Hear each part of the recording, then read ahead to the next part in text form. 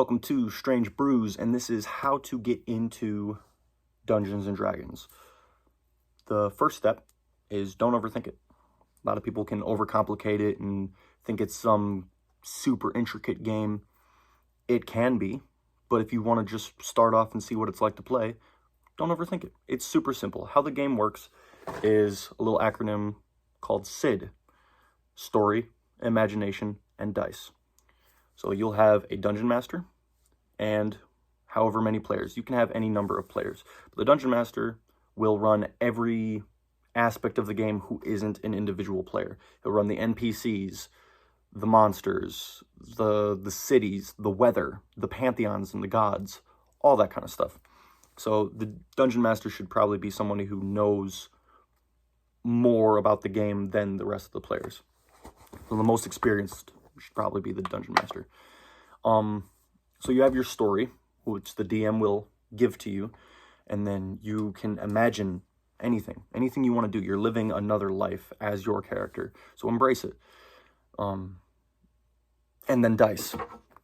So anything that you think of that you would like to attempt, because you can attempt anything, but how successful the attempt is all up to the dice.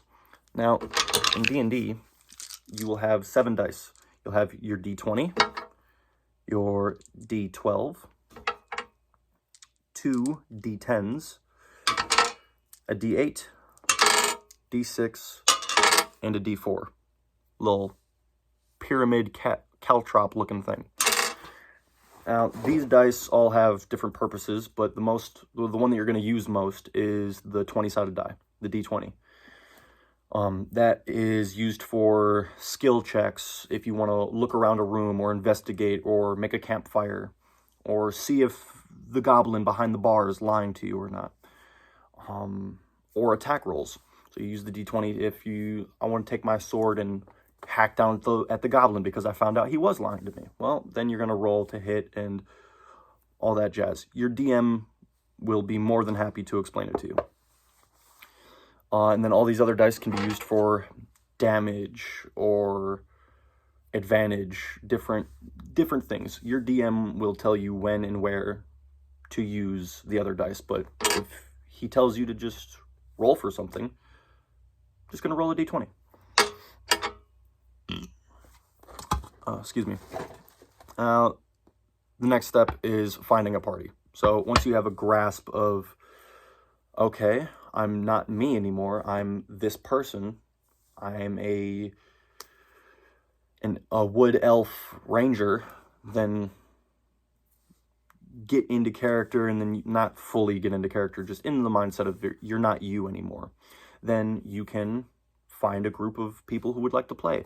If this is your first time playing, find at least one person who has some experience under their belt, because they'll be able to help you out and ease the process into being a full-fledged Dungeons & Dragons player.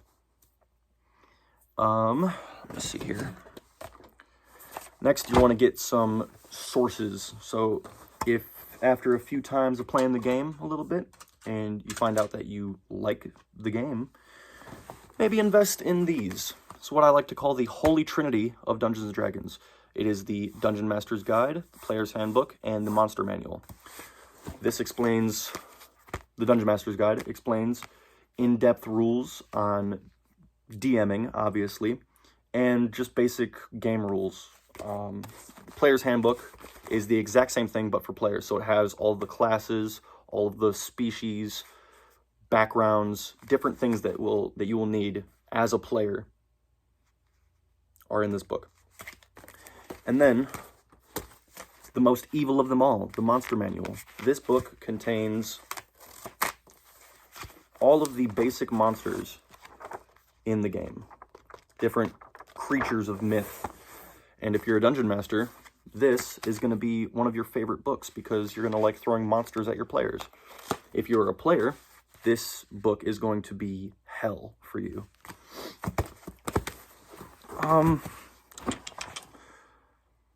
Now, as you get farther along into the game, mind you, if you're just starting off, you don't even need these books. But later on, you might want to invest in these. They're a very helpful tool. Now, remember how this was called the Holy Trinity? There's something I like to call the Unholy Trinity, which is kind of the counterparts to these. They're just expansions. They give you more options and more rules.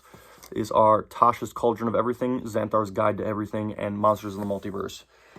So they just expand on these books and give more insight and more options that you can kind of play around with.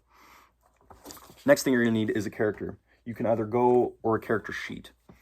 You can go onto D&D Beyond, which is, they have an app, they have a website, and you can make your character. On there, you get 6 free characters that you can make with an account, free account.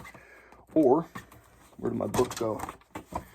You can get physical character sheets, which I prefer.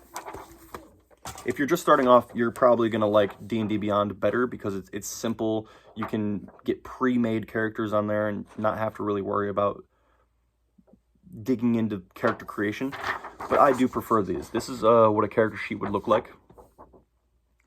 So you have different stat blocks and have all your spell casting stuff on the back if you choose to have spells.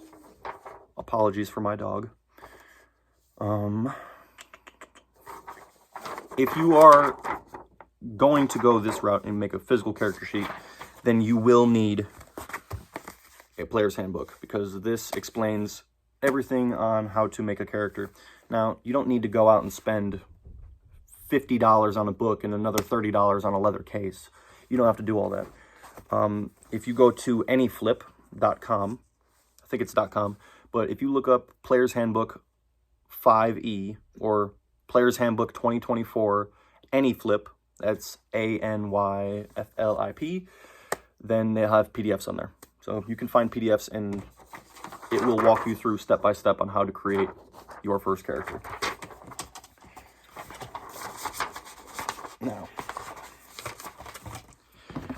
Now you have your character, you have your books, you got your dice, you got your people, your players, your group.